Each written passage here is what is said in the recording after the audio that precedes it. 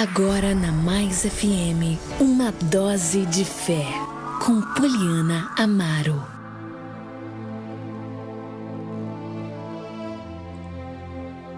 Muito bem, meus irmãos, nesse momento eu quero compartilhar com você a palavra de Deus. Essa semana nós vamos falar sobre a carta de Tiago, sobre as lições que nós vamos aprender sobre essa carta maravilhosa. E é interessante nós conhecermos alguns pontos, não somente bíblicos, não somente sobre o conteúdo das cartas, mas também histórico.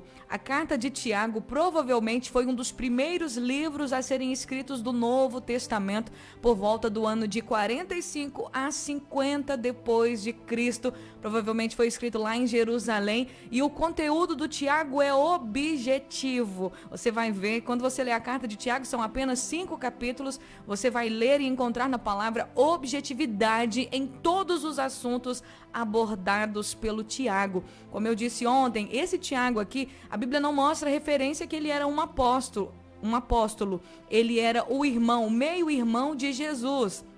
Filho do José, não era filho da Maria, ele era apenas filho do José, e ele realmente foi um dos seguidores de Jesus. Ele não era um dos 12 apóstolos. Nós precisamos entender que além de 12 apóstolos, 12 discípulos, Jesus tinha uma multidão de discípulos que seguiam ele. Ele não tinha só os 12. Às vezes nós pensamos, Jesus só tinha 12 discípulos. Não, Jesus tinha muitos discípulos. Teve uma vez que Jesus enviou os discípulos na missão dos 70. Ele mandou de 2 em 2, eram mais de 70 discípulos que foram de 2 em 2, de cidade em cidade. Mas os 12 discípulos que a gente conhece como os apóstolos, eles foram as pessoas escolhidas por Jesus para poder serem os líderes da igreja, vamos dizer assim, na missão pós a ressurreição de Jesus. E o Tiago, ele foi realmente um instrumento de Deus, porque a palavra que ele escreve, a revelação dada por ele, dada a ele pelo Espírito Santo para a igreja do Senhor,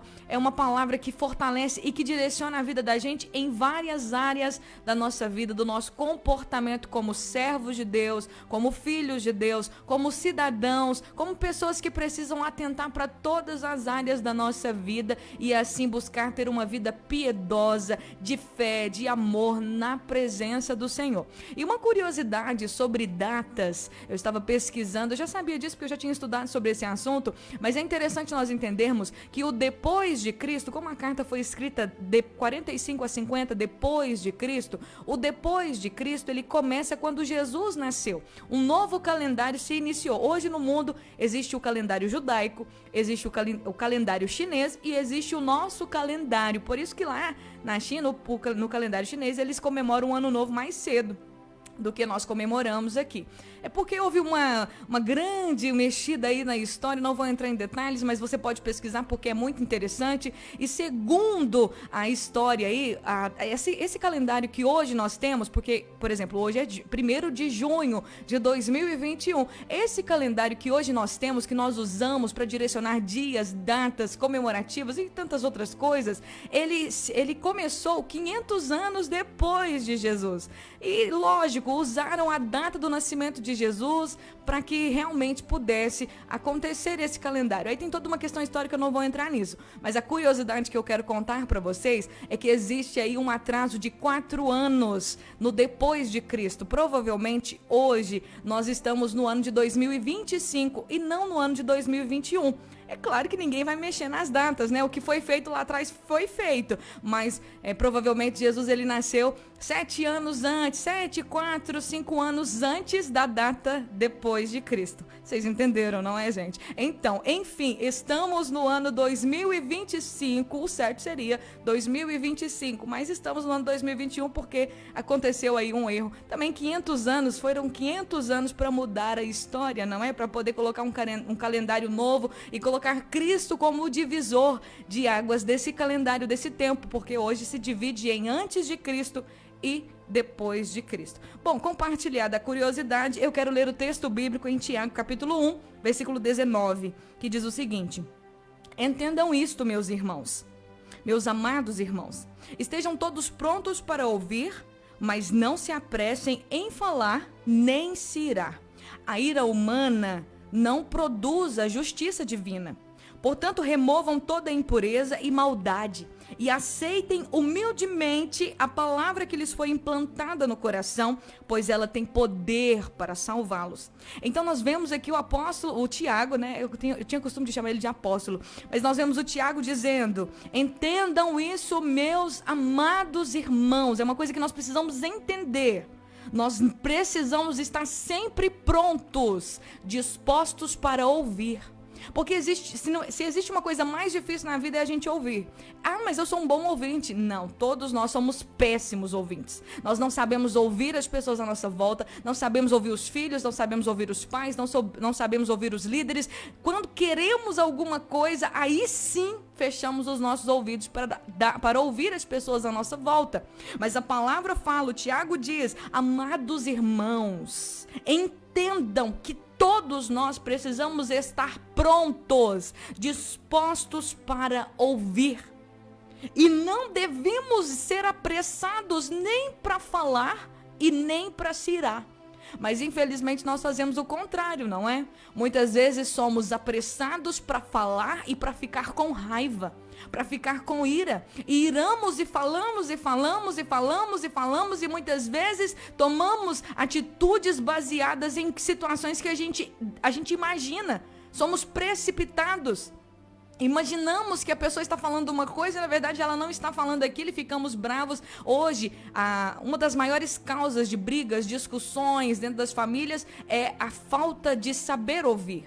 As pessoas não ouvem, não querem ouvir, não têm paciência para parar, para ouvir, para entender a situação, para sentarem e conversarem, mas já querem ir brigando e falando e discutindo e falando e discutindo. Mas o Senhor nos chama a atenção que nós devemos entender, que devemos estar prontos para ouvir, que antes de abrir a boca, que antes de ficar com raiva, que antes de você se irar, você precisa parar e precisa ter o entendimento de que o ouvir deve vir em primeiro lugar.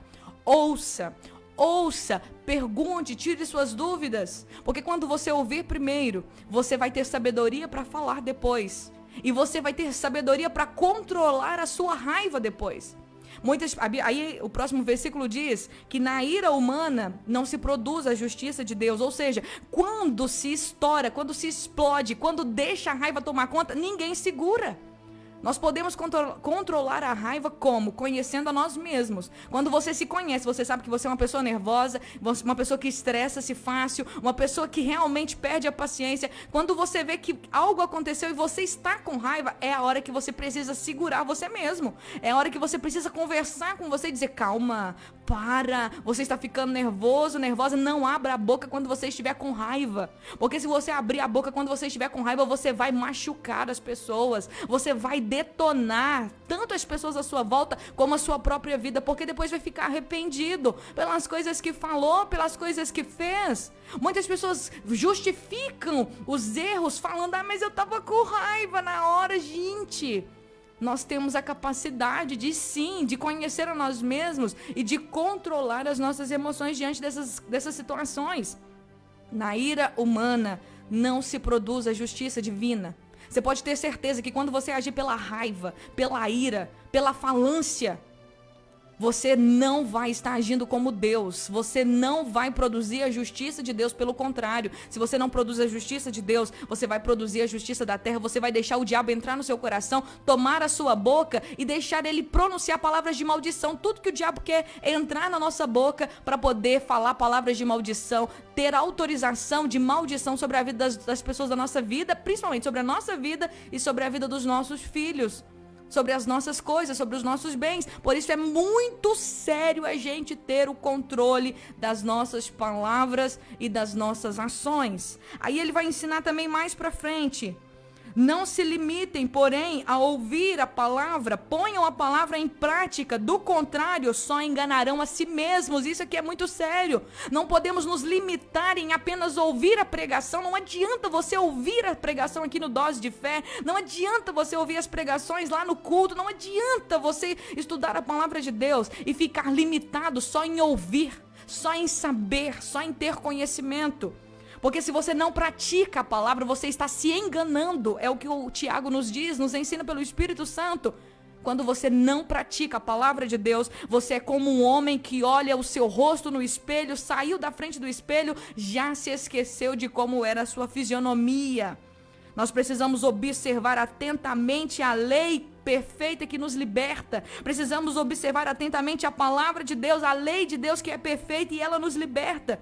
E o Tiago diz que se nós perseverarmos nela, se colocarmos ela em prática, sem esquecer o que nós ouvimos, nós seremos felizes em tudo o que fizermos. Gente, é em tudo. Se a palavra fala em tudo, é porque é em tudo. Não tem parcialidade, não é 70%, 60%, 55%, 40%, 99%, é tudo. Se observarmos atentamente. O que é observar? É ler, conhecer, entender a palavra, colocar ela em prática nas nossas vidas. Se fizermos isso, sem nos desviarmos da palavra, nós seremos felizes em tudo o que fizermos.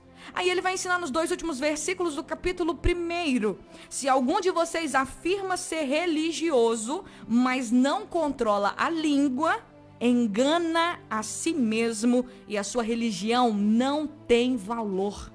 A religião pura e verdadeira aos olhos de Deus, o Pai, é esta: cuidar dos órfãos e das viúvas em suas dificuldades e não se deixar corromper pelo mundo. Essa é a religião de Deus. Se alguém diz, eu sou um homem espiritual, uma mulher espiritual, eu conheço a Bíblia, eu vou na igreja sempre, eu estou lá, eu louvo a Deus, eu canto, eu prego, eu faço isso, mas não consegue segurar a língua dentro da boca, a religião dessa pessoa não tem valor. Não é eu que estou dizendo não, gente. É o Espírito Santo, é a palavra de Deus. Se você se julga ser uma pessoa religiosa, uma pessoa que serve a Deus, uma pessoa que cumpre ali, que vai na igreja, que está sempre na igreja, mas você não consegue segurar a sua língua dentro da sua boca, você sempre está falando mal da vida dos outros, sempre pondo defeito, fazendo fofoca, a sua religião não tem valor. Deus não vê valor no que você faz.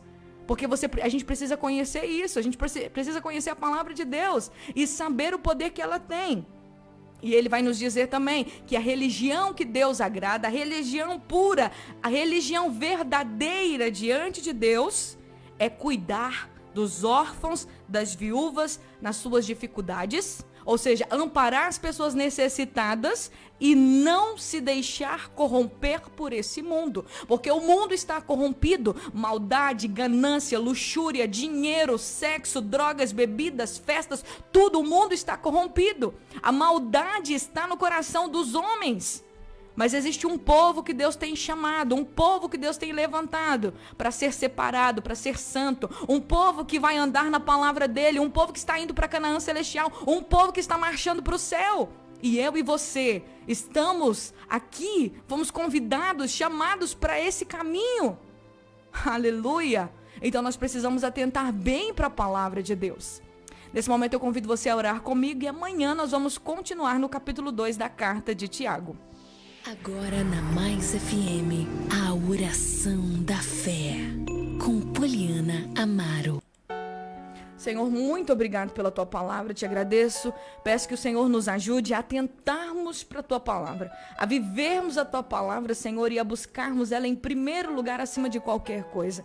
Que a tua palavra nos ensine, que a tua palavra nos guie, que a tua palavra nos fortaleça. Que nós possamos, Senhor, ser praticantes da palavra e não ouvintes esquecidos. Que não esqueçamos do que estamos aprendendo da tua palavra, mas que possamos praticá-la. Que possamos de verdade, Senhor, dar lugar para a tua presença e não para a ira. Nos ajude a controlar a nossa boca, a nossa língua, a não irar, a não falar antes da hora. Nos ajude a ouvir os nossos filhos, a ouvir o cônjuge, a ouvir os pais, a ouvir os irmãos, a ouvir as pessoas do nosso trabalho. Senhor, nos ajude a viver uma religião pura, uma religião verdadeira diante do Senhor, a amparar os necessitados nas dificuldades, a não nos deixarmos corromper pelo mundo, Senhor. Nos ajude a vivermos uma religião verdadeira, porque essa é a vontade de Deus. Oro pelos enfermos, pelas pessoas que estão, Senhor, hospitalizadas, entubadas. Oro pela vida da Simone, que o Senhor alcance ela agora lá naquele hospital e que no nome de Jesus, haja restauração, saúde, que haja vida. Nós repreendemos todo espírito de morte, nós repreendemos toda ação maligna, nós repreendemos todo Covid e toda enfermidade, que haja restauração da saúde dela e de todos os enfermos que foram pedidos oração aqui, Senhor, em nome de Jesus, é o que eu te peço e desde já te agradeço.